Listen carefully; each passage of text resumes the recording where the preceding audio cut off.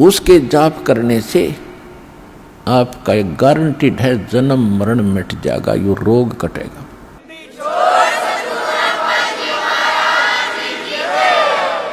ये जड़ी, ये औषधि, ये सर्जीवन बूटी अभी तक प्राप्त नहीं थी, और जिन महापुरुषों को मालिक ने प्राप्त कराई उनसे वचनबद्ध कर दिया था कि अभी इसको नहीं बताना, नहीं तो काल के दूत भी यही ज्ञान और यही भक्ति बताएंगे, और इनके द्वारा दिए गए ये मंत्र, ये जड़ी काम करेगी नहीं, क्योंकि अधिकारी नहीं है। अधिकारी के बिना कोई भी कार्य सफल नहीं होता, ये आपको खूब पता है। तो परमात्मा कहते हैं कि धर्मदास मेरी लाख दुहाई, और ये सार नाम, सार शब्द कहीं बाहर ना जाए। सार शब्द बाहर जो पढ़ी, बिचली पीढ़ी हंस नी तरही। इस सार शब्द को तब तक छुपाई जब तक द्वादश पंथ मिट जाए। ये कलयुग बीते 5505, तब ये मेरा वचन होगा सच्चा। क्या कि चौथा युग जब कलयुग आई, तब हम अपना अंश पठाई, और काल फंद छूटे नर लोई, सकल सृष्टि परवानी कोई। ये वचन कहे थे भगवान ने। तो धर्मदास जी से परमात्मा कहते हैं, ये जो मैं आज बोल रहा हूं कि मैंने काल से कहा था कि कलयुग में मैं अपना एक दास भेजूंगा, अपना वेरी इंपॉर्टेंट हंस भेजूंगा, अंश भेजूंगा, और सारी सृष्टि नाम लेगी, सबके ये काल के फंद टूटेंगे।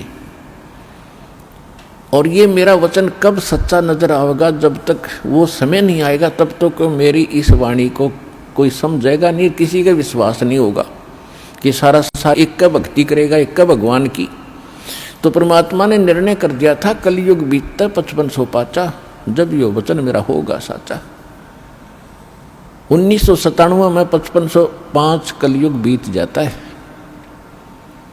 1994 में दास को नाम देने का आदेश पूज्य गुरुदेव जी से प्राप्त हुआ था। 1997 में परमेश्वर ने स्वयं आकर के आदेश दे दिया था कि अब इसको डिक्लेयर कर दे। आज देखो क्या रंग लग गया है उसका, और पूरा विश्व इसको मानेगा।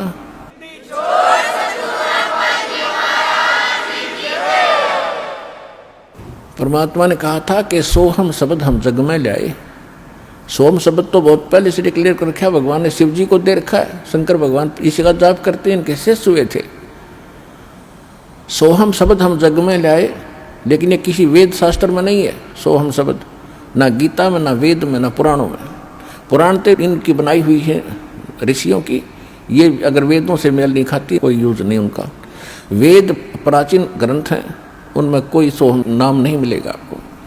और परमात्मा ने आकर डिक्लेयर किया है, और यही ऋग्वेद मंडल नंबर 9 सूक्त 95 के मंत्र 2 में स्पष्ट किया हुआ है कि वो परमात्मा अपनी वाणी के द्वारा बोल बोल के ज्ञान सुनाता है, सबको प्रेरित करता है भक्ति के लिए, और वो भक्ति के गुप्त नामों का आविष्कार करके देता है।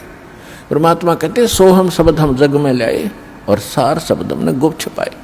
तो ये परमात्मा ने कहा कि सार शब्द सर जीवन बूटी, गैस गैस अंग लगावे, कहे कबीर तुम सत कर मानो, ये जन्म मरण मिट जावे। ये सार शब्द से मिटना था जन्म मरण, और ये अभी तक गुप्त रखनी थी। तो अब ये वो समय आ गया है कि आपका ये जन्म मरण का रोग नाश होगा। तो हमारा उद्देश्य है, यहाँ पर जो मूल सौदा हम बेचते हैं, हम जो देते हैं आपको, जो सौदा करते हैं आपसे कुछ नहीं लेते, आपसे केवल समर्पण होना ही हम मांगते हैं कि परमात्मा पर समर्पित हो जाओ, और इस भक्ति को जो मंत्र आपको दिए गए सारे। अब कहने का भाव ये है कि और जो दूसरे आपके संकट हैं, ये तो हम आपको वैसे निवारण करेंगे। जैसे रूंगा बोलते हैं, रूंगा रूंगे में देंगे, रूंगे में, वो सौदे में नहीं आता रूंगा, वो तो एक्स्ट्रा दिया जाता है। जैसे पुराने समय में, अब तो वो समाप्त हो गई सिस्टम। पहले गांव में इतनी दुकानें नहीं होती थी, बाहर के फेरी लगाने वाले आते थे, कोई टिंडे बेचा करता, कोई घिया, कोई तोरी, कोई आम या कोई बेर बेचने वाले आते थे, तो हमारी दादी जी एक बेला भर के, कटोरा भर के गेहूँ का या चनों का जो भी उपलब्ध होती थी, कणक, किसान घर में जन्म था हमारा, और वो ले जाती थी, पूछती थी भाई कैसे देता है ये, जैसे टिंडे कैसे देता है सब्जी के लिए। तो कहता था ताई गेहूँ के 2 बार देता हूँ, 1 प्लेट में गेहूँ डाल दिए और 2 बार उसके इक्विवेलेंट उसके बराबर टिंडे तोल कर डाल दिए, सौदा हो गया, बराबर हो गया जो सौदा था। फिर हमारी दादी जी कहा करती रूंगा और दे भाई, वो 1 टिंडा उठा कर और दे देता, तो वह कहती ना और दे, वो 1-2 और दे देता। यानी वो था रूंगा, वो सौदे में नहीं था, एक्स्ट्रा लाभ लिया हो। तो यहाँ जो आपके संकट, दुख, रोग किसी भी प्रकार के हैं, तो ये सौदे में नहीं हमारे में, ये तो रूंगे में देंगे आपको, ले ये भी ले ले, ये भी ले।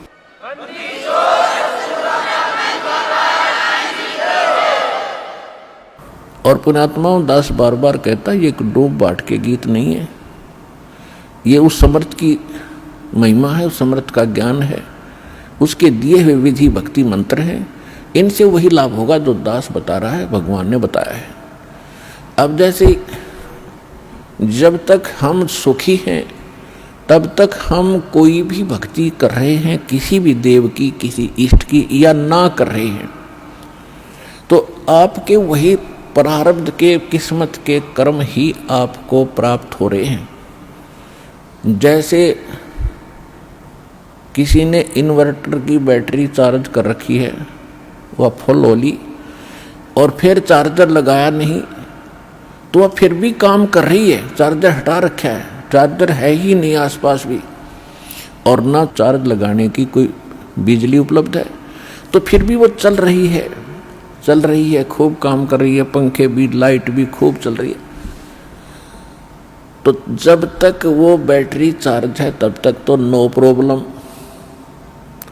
और जब वो बैटरी होगी डिस्चार्ज, फिर प्रॉब्लम, नथिंग एल्स। तो पूर्व जन्म के जिसके जितने संस्कार, पुण्य कर्मी, जितने उसने बैटरी चार्ज कर रखी है, कोई प्रधानमंत्री बना है, कोई राष्ट्रपति बना है किसी देश का, कोई IAS, IPS, डॉक्टर, इंजीनियर, जज, या कोई सेठ बना है, कोई अच्छा किसान बना है, कोई अच्छा दुकान चल रही है, कोई वैसे किसी के बच्चे अच्छे हैं, कोई नौकरियां प्राप्त हैं, तो ये उनकी पिछले जन्म की बैटरी चार्ज है, वही चल रही है, आगे चार्जर नहीं है। और जब आगे चार्जर नहीं है तो वो बैटरी जब तक पूर्व जन्म की चलेगी, फिर कैर टूटने लगेंगे, जब दुख शुरू होंगे, वो पुण्य खत्म हो जाएंगे। हमारे जीवन में पुण्य और पाप दोनों साथ हैं। जब तक पुण्यों का दौर चलता है तो हम सोचते हैं हम बिल्कुल सुखी हैं, और ये भी सोचते हैं हम ऐसे ही निभाएगी, ऐसे ही चलेगी, और जब वो पुण्य समाप्त हो जाते हैं, वो बैटरी डिस्चार्ज हो जाती है, और फिर पाप का दौर शुरू होता है। फिर हम भटकने लगते हैं, क्योंकि जो पूजाएं आप कर रहे थे उनसे तो राहत मिली ही नहीं, उनके करते करते ये दुख और संकट आ गए आप पर। तो तब आपको उन पूजाओं में अविश्वास हो गया जो आप पहले कर रहे थे। फिर आपको किसी ने बताया कि उस मंदिर में मत्था टेकने से लाभ होता, आप फिर वहां जाते हो। किसी ने आपको बताया कि वैष्णो देवी जाओगे, वहां पहुंचोगे तो आपको बड़ा लाभ मिलेगा, आप वहां पहुंच गए। यानी वो जो साधना पहले कर रहे थे वो छोड़ दी। फिर आपको किसी ने बताया बालाजी जाइए, आप फिर वहां जाते हो।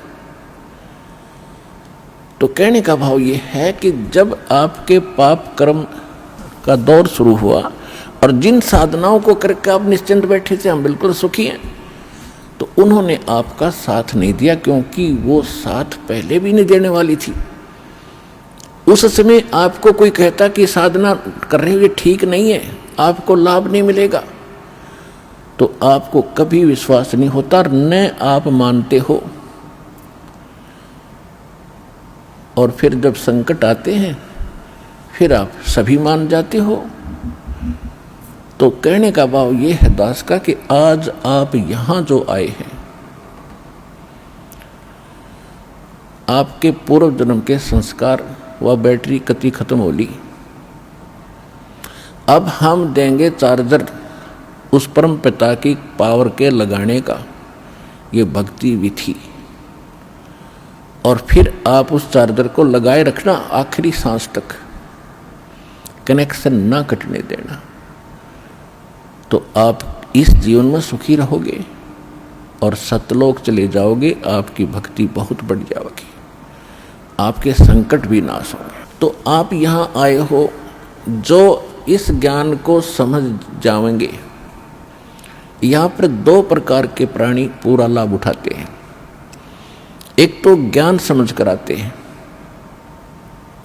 और दूसरे जो सब जगह भटक भ्रम लिए और कहीं से लाभ मिला नहीं और फिर वो यहाँ टिक जाएंगे, अकोर की ठिकाना नहीं, सब जगह जा लिए।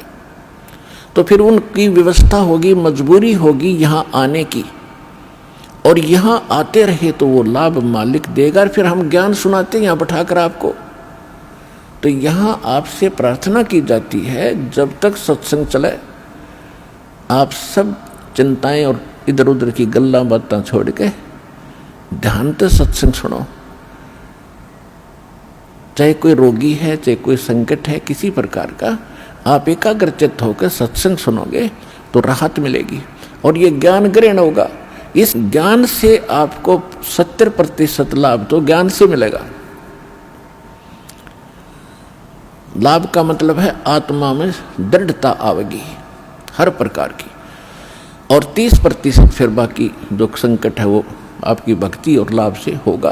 क्योंकि दास इसलिए कह रहा है इस ज्ञान से कि कई ऐसे दुख हैं जो बेमतलब के बने होते हैं। अब कबीर साहब कहते हैं, कबीर मैं तो जब डरूं ये मेरे ही संग हो, भाई मौत बुढ़ापा आपदा ये सब काहू को हो। ये इस तरह के जो ज्ञान के वचन हैं ये उस रोगी को, संकट वाले को बड़ा सहारा देंगे जो मृत्यु सैया पर है और ये सोच रहा है मेरा क्या होगा। देखो यहाँ कोई ना रहा और ना रहेगा। किसी की 2 दिन पाछे टिकट कट जाएगी, किसी की 10 दिन पहले कट जाएगी। यहाँ नहीं रहना किसी ने। लेकिन दुर्भाग्य उन प्राणियों का होगा जो सतलोक आश्रम बरवाड़ा जिला हिसार में ना आए होंगे। वो कति खाली जाएंगे, कति खाली टोटली नष्ट करके जाएंगे जीवन को। और जो यहाँ आ गया, नाम भी ले लिया, प्रथम नाम लेकर भी उसका जीवन अंत हो गया, वो भगवान का हो गया, वो परमात्मा के जुड़ गई आत्मा, उसमें बीज पड़ गया भक्ति का। और अब ये हजारों वर्षों तक ये ज्ञान और ये समाधान चलेगा। अब वो जो बीमार रोगी है सब जगह थक लिए जब यहाँ ले आए और उसकी होगी मृत्यु नाम लेकर के, आप तो चाहे कुछ भी सोचो लेकिन भगवान ने अपना बच्चा ले लिया अपनी शरण में। मृत्यु बेशक होगी, वो अगले 10 महीने मालेगा, 10वें महीने यहाँ भगवान के दरबार में नया शरीर होगा, नए सिरे भक्ति करेगा। परमात्मा ने तो अपनी आत्मा देखनी, हम अपना स्वार्थ देखते हैं। और 10 दिन 1-2-4 महीने और भुगता तो हम ही कह देते भगवान इसने ठा ले, हे भगवान ठा ले। हम भी तंग हो जाते, पैसा भी समाप्त हो जाता। तो कहने का भाव ये है कि आप इस ज्ञान को सुनो, समझो, अपनी सोच धारणा कति खत्म कर दो। जो ज्ञान दास बताता है ये गॉड का, परमात्मा का दिया हुआ विधान है और ये अटल है, ये सत्य है, इसमें ऐसा ही होगा। और जो सच्चे दिल से आते हैं उनका रोग भी ठीक होगा और मोक्ष भी, भक्ति मिलेगी। इसी जीवन में मोक्ष भी हो जाएगा जो दृढ़ रहे तो।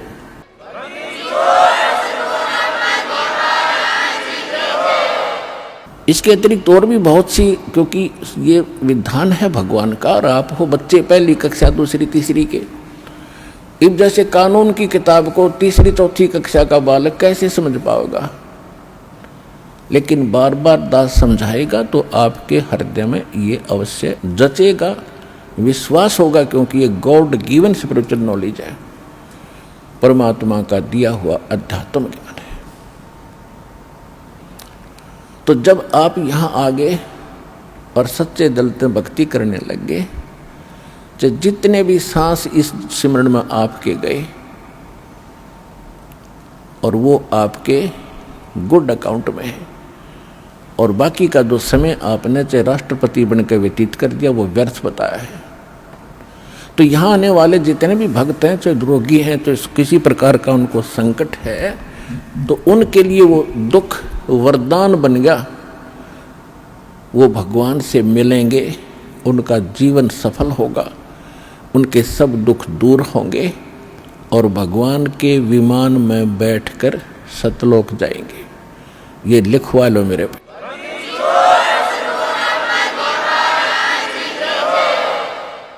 अब इन बातों से आप जी को बड़ी दृढ़ता आवेगी, ये सच्चाई है।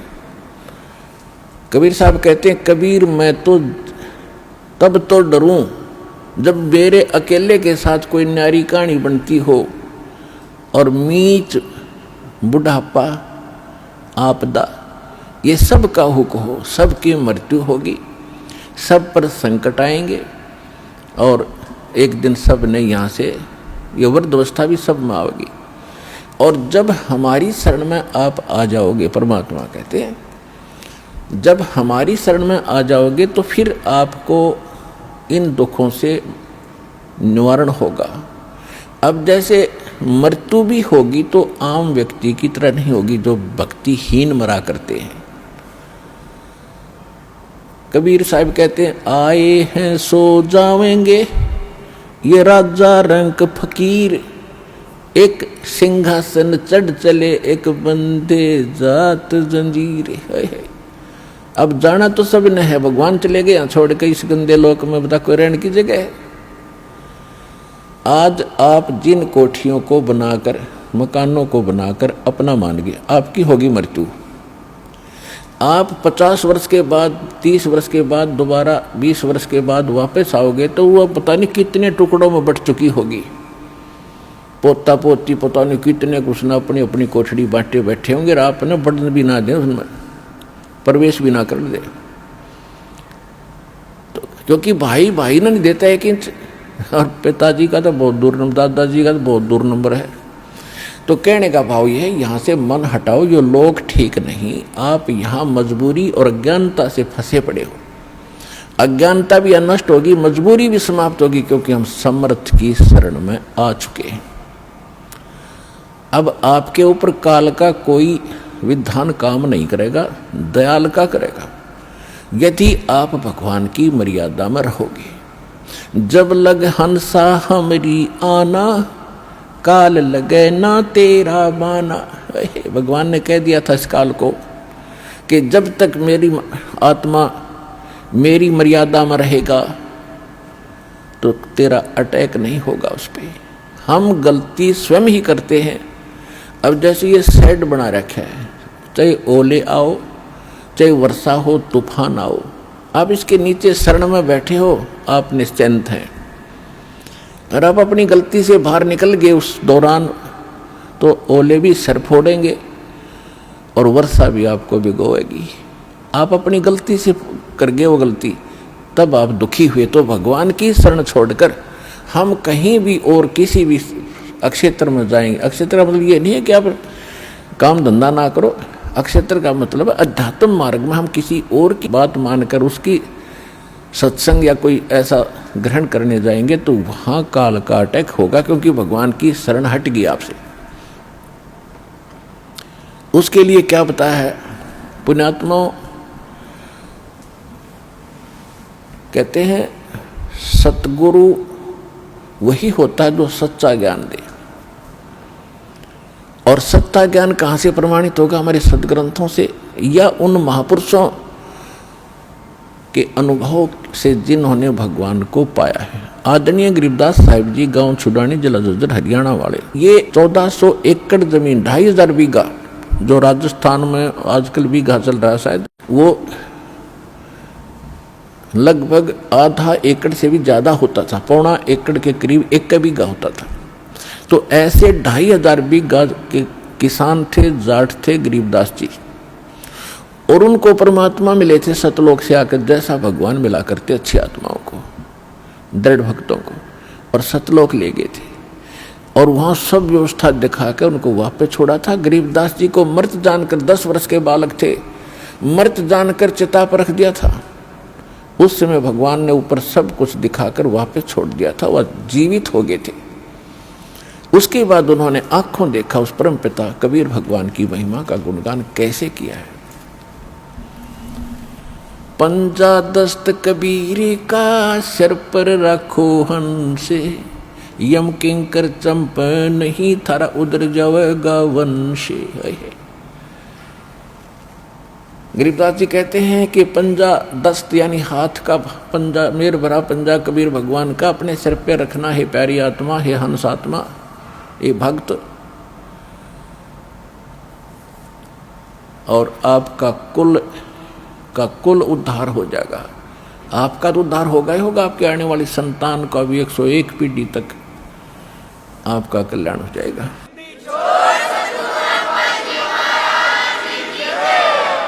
पंजा दस्त कबीर का सिर पर रखो हंसे, यम किंकर चंपे नहीं उधर जावेगा वंशी। कहते यम किंकर, यम के दूत, ये दुष्ट, किंकर माने निकम्मी आत्माएं, ये निकट नहीं आएंगी आपके, और तुम्हारा कल्याण हो जाएगा।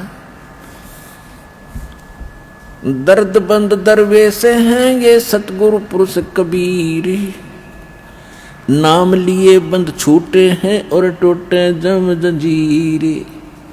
पुण्यात्माओं, ये किसी डूम भाट या मांगने खाने वाले या कोई व्यवसायिक व्यक्ति की बताई हुई कथा नहीं है। ज्ञान जो वाणी दास बोल रहा है, ये उस समृद्ध और परमात्मा से प्रीतित उस महापुरुष गरीबदास जी के अनमोल वचन है, जिसके पास कोई कमी नहीं थी किसी वस्तु की।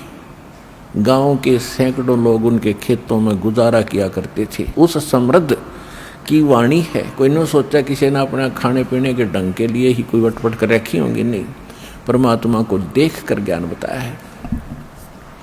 दर्द बंद दरवेश हैं ये सतगुरु पुरुष कबीरे,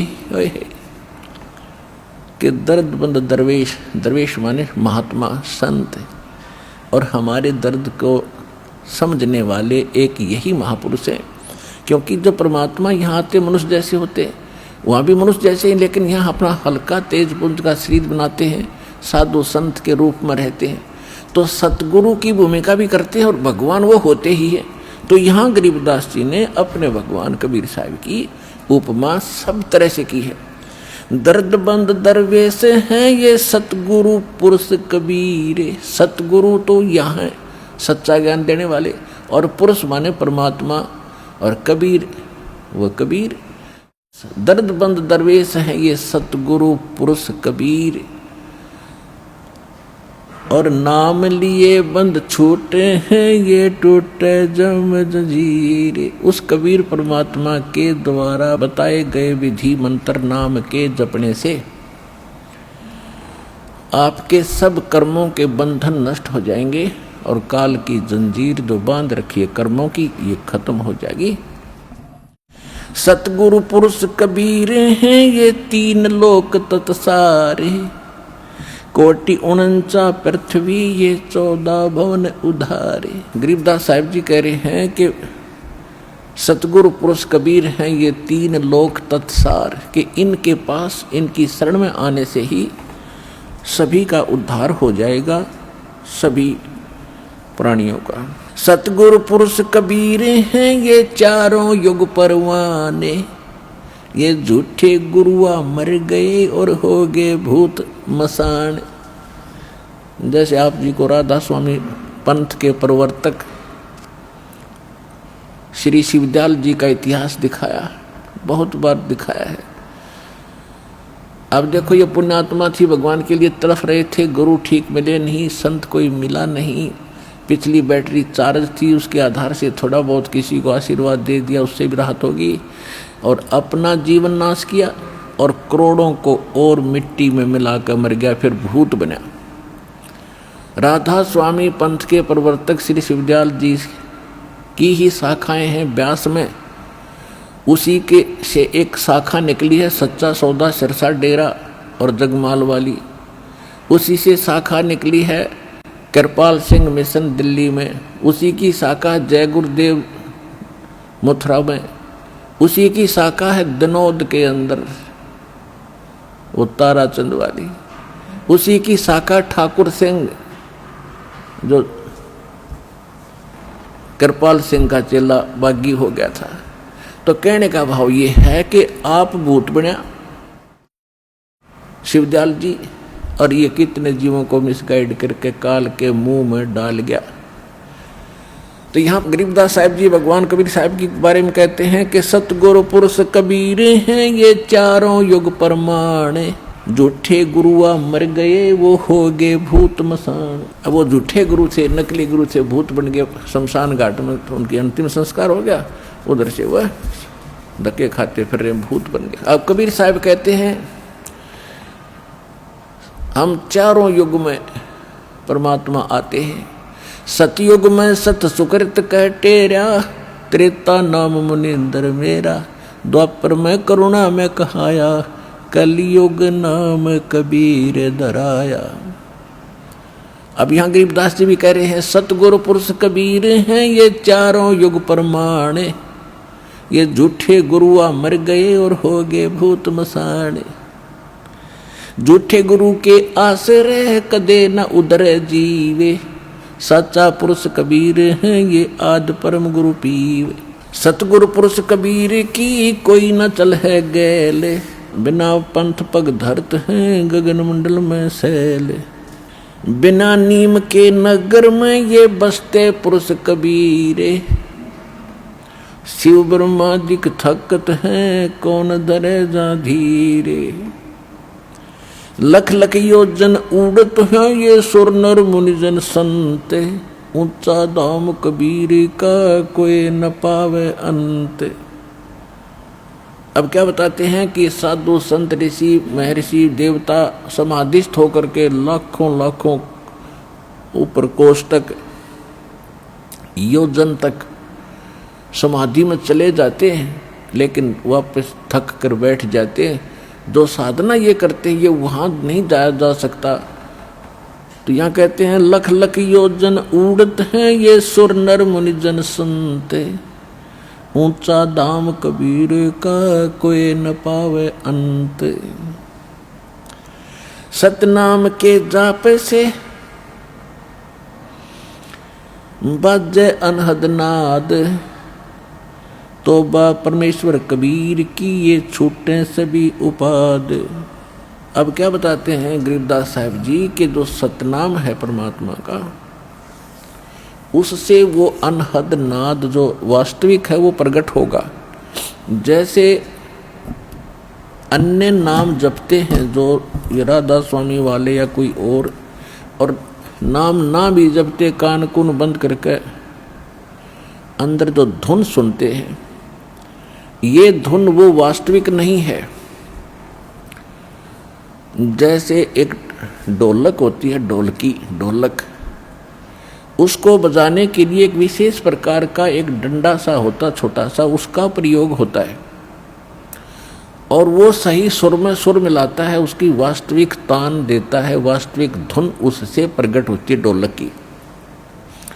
और उस विशेष प्रकार के उसके जो विशेष डंडा है उसकी बजाय यदि कोई चप्पल उठा कर उस ढोलकी का लगाएगा तो आवाज़ तो फिर भी होगी, लेकिन वो ना होगी तो उस और सही डंडे तो होनी थी जो उसके लिए बनाया गया है। इसी प्रकार जो ये भ्रमित हैं, कान बंद करके धुन सुन ले, ये तक ढोलक का चप्पल मार रहे हैं, उनके नाम गलत है। तो सतनाम के जाप से वो बाजे अनहद नाद। जब आपको सतनाम प्राप्त होगा उसके बाद आप भी कान बंद करके देखियो, आपको जो धुन सुनेंगी, जो आपने कभी पहले डले ढो रखे उनसे हटकर होंगी, वो आसानी से समझ जाएंगे जो पहले प्रयत्न कर रहे हैं। और फिर जब ये शुरू होंगी वो यहाँ से फिर निर्णय होगा। लेकिन इनको सुनो या ना सुनो, आप अपने बैंक में आपको मालूम है 20,000 रुपये उस दिन जमा कराए, 10,000 उस दिन कराए, 5,000 उस दिन कराए, या डेली आप दिहाड़ी कर रहे हो, आपकी हाजिरी लग रही है, आपकी कमाई होने लगी, उनको रोज देख लो चाहे ना देख लो, वो तो डिपॉजिट हो ही रहा है, वो तो आपका है ही। और ये जो बगैर नाम दिए ही कोई नाम भी नहीं देते वैसे धुन सुनते हैं, तो ये उनके पहले पिछले जन्मों की कोई वो रखा है पुण्य, उससे भी वो होती तो वो इस काल वाली ही धुन है, वो भी सुनती है। जैसे किसी ने एक बैंक में डिपॉजिट करा रखा, आगे कराता नहीं, तो उसने कभी देख लिया अपने बैंक के अकाउंट में उतना ही पाओगा, बल्कि खर्च हो रहा होगा उससे निकाल भी रहे हो आप। तो इस प्रकार ये पूंजी यानी भक्ति धन का जो अकाउंट है, ये ज्ञान है, ये ऐसे है। अब क्या बताते हैं, धर्मराय दरबार में देई कबीर तलाके, मेरे भूले चुके हंस को तू पकड़िए मत कजाके। गरीबदास जी आंखों देखा हाल विवरण कर रहे हैं। परमात्मा के साथ ऊपर गए सतलोक में, तो रास्ते में सभी ब्रह्मा विष्णु महेश के लोक दिखाए और उनसे चर्चा की।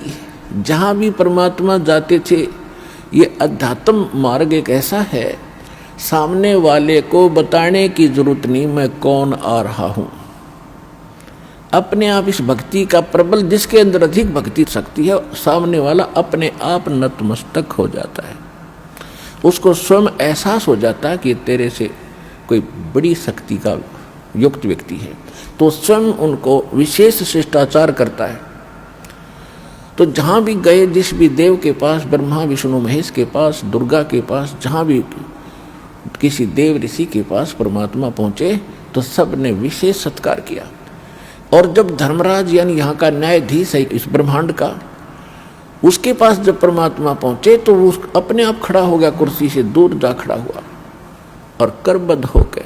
नहीं, धर्मराज यानी एक न्यायाधीश, चीफ जस्टिस, किसी के सामने वो खड़ा नहीं होता, ना ब्रह्मा ना विष्णु ना शिव के सामने, क्योंकि उन सब का न्याय वही करता है। वो अलग खड़ा हो गया, चेयर छोड़ कर, अपना आसन छोड़ करके। परमात्मा कबीर साहब उसको धमका रहे हैं, जैसे छोटे अधिकारी को बड़ा अधिकारी अपने हिसाब से आदेश देता है, जैसे एक एसपी और एसएचओ को आदेश सुनाता है और वो सावधान होकर शिष्टाचार से यश करके सुनता है। इस स्थिति जब धर्मराज की देखी, गरीबदास साहिब जी ने भगवान को डांट लगा रहे हैं।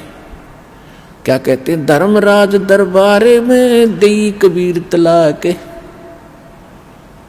मेरे भूले चुके हंस को तू पकड़िए मत कजाक। कजाक जैसे अंग्रेजी में कहते हैं ब्लडी मैन, ये समझ लेना, इस तरह बोले। कहते बोले पुरुष कबीर से धर्मराय कर जोड़े, तुमरे हंस को पकड़ू नहीं मैंने 2 ही लाख करोड़े। अपने आत्मा कबीर साहब अपनी समर्थता उस प्यारी आत्मा गरीबदास जी के रूबरू कराना चाहते थे, ताकि यो मेरा कति गवाह बन जा, मेरे बच्चों को विश्वास दिलावे। और वो काम वापस आके गरीबदास जी ने कति कलम तोड़ कर दिया। क्यों, आंखों देख रहे भगवान की सारी सामर्थ्य देख रखा, और वो लोग देखा जहाँ हम रहा करते थे, वो स्थान देखा, वहाँ का सुख देखा, वहाँ कैसे जाया जाएगा वो विधि मालिक ने बताई। तो वही दास आपके रूबरू कर रहा है, इसमें कोई मीन मेख नहीं, इसमें कोई त्रुटि नहीं पाओगी, विश्वास रखना।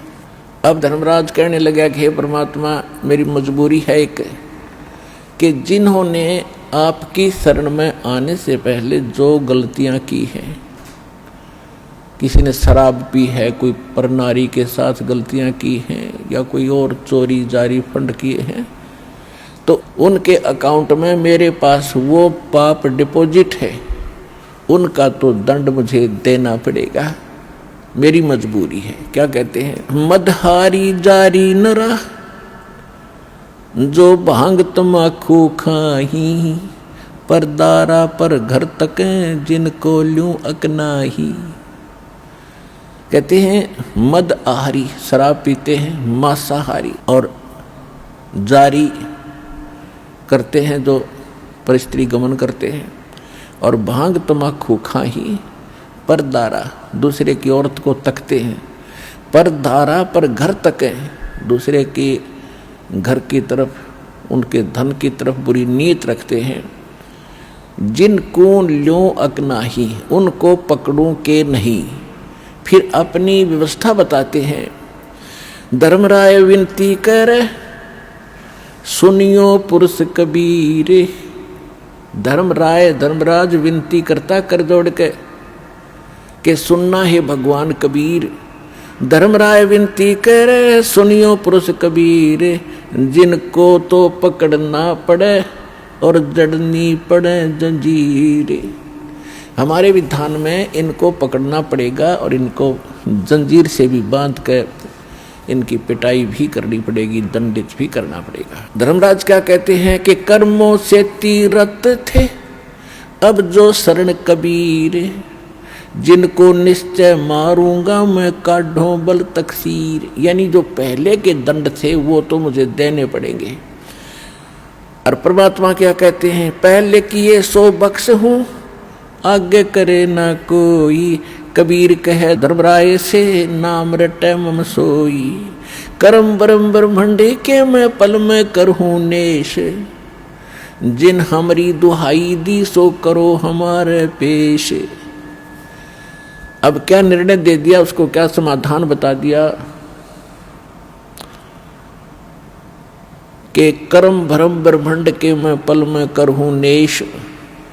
इनके जो भी कर्म इन्होंने किए हैं गलती से मेरी शरण में आने से पहले, उन सब पर मैं कलम मार दूंगा, क्रॉस कर दूंगा और वो मेरे पास ले आना इनके कर्मों के अकाउंट को। सो करो हमारा पेश।